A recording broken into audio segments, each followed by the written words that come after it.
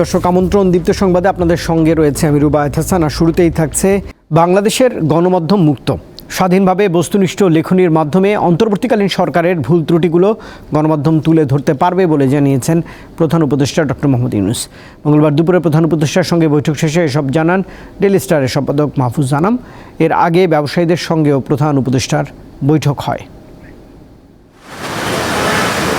মঙ্গলবার প্রধান উপদেষ্টা ডক্টর মোহাম্মদ ইউনূসের সঙ্গে তাঁর বাসভবন যমুনায় দেখা করেন বিভিন্ন গণমাধ্যমের কর্মীরা। বৈঠক শেষে সম্পাদক পরিষদের সভাপতি ও ডেইলি স্টার সম্পাদক মাহফুজ আনাম জানান, সাংবাদিক নিপীড়ন আইন বাতিল, সংবিধান সংশোধন, স্বাধীন সাংবাদিকতা সহ নানা বিষয়ে আলোচনা হয়েছে।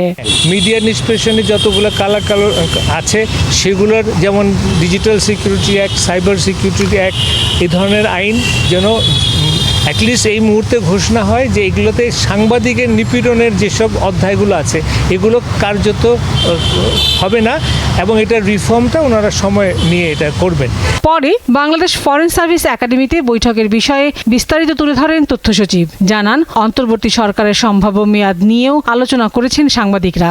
যৌক্তিক সময়ে যাতে ওনারা থাকে, উনি বাংলাদেশের যারা টপ এডিটর সবাইকে জিজ্ঞেস করেছেন, আপনারাই বলেন যৌক্তিক সময়টা কতটুকু। সবাই বলেছেন যে মিনিমাম 2 বছর বা 2 বছর একটু কম যাতে এই গভর্নমেন্টের মেয়াদ হয়। এর আগে প্রধান উপদেষ্টার সঙ্গে সাক্ষাৎ করে ব্যবসায়ীদের একটি প্রতিনিধি দল। শিল্প প্রতিষ্ঠানের নিরাপত্তা নিশ্চিতে ডক্টর ইউনূসকে প্রয়োজনীয় উদ্যোগ নেওয়ার অনুরোধ জানান তারা। আমাদের আজকের মিটিংটা হলো যে overall the industrial situation the country, overall export, police strike করছে, মানে কি বলে ইন্ডাস্ট্রিয়াল পুলিশ স্ট্রাইক করছে, এইসব বিভিন্ন ইস্যুর উপরে আমরা বললাম যে এগুলাকে যদি তাড়াতাড়ি স্টেবিলাইজ করা যায়, আমাদের কি বলে রেল ঠিক মতো চলবে, আমাদের এক্সপোর্ট ঠিক মতো হবে, আমাদের মানে ব্যবসা বাড়বে, রিমিটেন্স বাড়বে, ফরেন এক্সচেঞ্জ বাড়বে, সব কিছু। তো উনি আমাদের সাথে একমত, মার্শাল্লাহ, বলে যে আমরা দেয়ার আমাদের একটু সময় তো লাগতেছে। এছাড়া দেশে বিদেশি বিনিয়োগ বাড়াতে প্রয়োজনীয় উদ্যোগ নেওয়ার আহ্বানও করেন। লাবণী গুহ, দীপ্ত সংবাদ, ঢাকা। সংযুক্ত আরব আমিরাতে বিক্ষোভ করে সাজাপ্রাপ্ত 57 বাংলাদেশিকে ক্ষমা করেছেন দেশটির প্রেসিডেন্ট শেখ মোহাম্মদ বিন জায়েদ আল নাহিয়ান।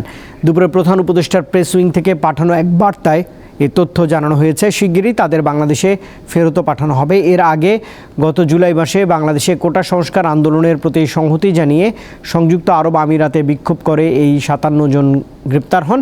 পরে আবুধাবির ফেডারেল কোর্ট অফ আপিল 57 জন বাংলাদেশিকে বিভিন্ন মেয়াদে কারাদণ্ডও দেয়।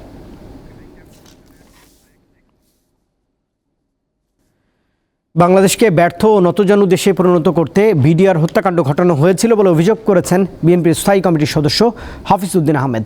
দুপুরে রাজধানীতে বিএনপি চেয়ারপারসনের কার্যালয়ের সংবাদ সম্মেলনে একথা বলেছেন তিনি।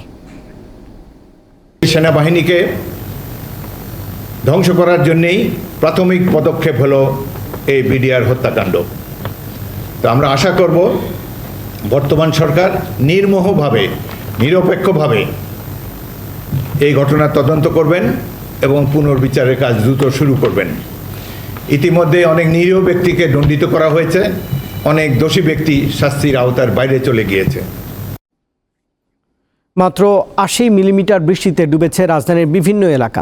জলাবদ্ধতার সঙ্গে যানজট নগরবাসীর দুর্ভোগ বাড়ায় কয়েক গুণ। ভোগান্তি এড়াতে নতুন সরকারকে শিগগিরই দীর্ঘমেয়াদী পদক্ষেপ নেওয়ার দাবি নগরবাসীর। এটি রাজধানীর তেজগাঁওয়ের পূর্ব তেজতুরি বাজারের মহিলা কলেজ রোড। দীর্ঘদিন ধরে অল্প বৃষ্টি হলেই তলিয়ে যায় এই এলাকা, আর তাতেই রাস্তা উপচিয়ে দুর্ভোগ পৌঁছায় ঘরের দরজায়। মঙ্গলবার ভোরে মাত্র 80 মিলিমিটার বৃষ্টিতে বেহাল অবস্থা এই মেগাসিটির। সকাল পেরিয়ে দুপুর, তবুও পানিতে থই থই রাজধানীর অনেক এলাকা। আর নিম্নাঞ্চল তো বলাই বাহুল্য। পানি জমে থাকে, ড্রেনের সমস্যা, পানি যাচ্ছে না ময়লার কারণে। হ্যাঁ, বাড়ির ভিতরে নিচতলা বাসার রুমের ভিতরে পানি ঢুকছে। সারাদিনও দেবো না, আমরা রাইতে বৃষ্টি হয়েছে, অন্য সারাদিন মানে আজ সারাদিন থাকবো। আজকে ড্রেন পরিষ্কার থাকতো বা সিটি কর্পোরেশন লোক যদি ঠিকমতো কাজ করতো তাহলে আজকে এই পরিস্থিতিতে হতো না। ময়লা পানিতে বেহাল গলি থেকে রাজপথ। রাজধানীর মিরপুর 10 নম্বর থেকে শেওড়াপাড়া পর্যন্ত প্রধান সড়কসহ তলিয়ে যায় অনেক এলাকার সড়ক। নয়াপল্টন, বনানী ও নিউ মার্কেট সহ অধিকাংশ এলাকার রাস্তা ছিল পানির নিচে। ভোগান্তি যে দেখেন নিষ্কাশনের ভালো ব্যবস্থা নাই, এই জন্য পানি উঠে যাচ্ছে। পানি উঠলে সমস্যা হয়, গাড়িগুলি তলায় যায়, গাড়িগুলি চালাইতে পারি না। যাত্রীদের বিড়ম্বনার পাশাপাশি ছিল যানবাহনের ধীর গতি। যত্রতত্র পানি ঢুকে বন্ধ হয়ে যায় অনেক যানবাহন। ফলে নগরবাসীর শেষ ভরসা হয় রিক্সা ও ভ্যান। আবার আসার সময় প্রায় 1 ঘন্টার উপরে জ্যামে আটকেছিলাম এই পানির কারণেই। 10 নম্বর পার হয়ে গাড়ি নষ্ট হয়েছে, পানিতে তলায় গেছে। মিরপুরে একেতে আসতে 1 ঘন্টা সময় লাগছে এই কিন্তু কাজে বেরোতে। এই পানির জন্য যে যানজটের কারণ সৃষ্টিটা হয়েছে, তার জন্যই মূলত এত সময় লাগলো। আবহাওয়া অফিস বলছে, ভারী বৃষ্টি না হলেও থেমে থেমে বৃষ্টির সম্ভাবনা রয়েছে সপ্তাহ জুড়েই। সকাল 6টা থেকে 9টা পর্যন্ত আমরা যে বৃষ্টিপাত রেকর্ড করেছি, ওখানে 80 মিলিমিটার বৃষ্টিপাত রেকর্ড করেছি। অল্প সময়ের ভিতরে ভারী বৃষ্টিপাত হয়েছিল। প্রতিদিনই আমরা এখন আশঙ্কা করছি হয়তো বৃষ্টিপাত হবে, তবে অবিরাম পাবে না। দিন যায়, সরকার বদলায়, সাথে কর্তৃপক্ষও। তবে রাজধানীর জলবদ্ধতার রূপ সেই একই। নগরবাসীর অভিযোগ, অপরিকল্পিত ড্রেনেজ ব্যবস্থা আর কর্তৃপক্ষের অবহেলার মাশুল গুনছেন তারা।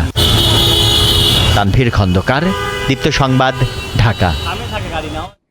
আর দর্শক, এই ছিল এখনকার মতো। আমাদের পরের আয়োজন রাত 11টায় দীপ্ত সংবাদ দেখার আমন্ত্রণ রইল। আরও তথ্য বিনোদনের জন্য আপনি যুক্ত থাকতে পারেন দীপ্ত টেলিভিশনের ডিজিটাল প্ল্যাটফর্মগুলোতে।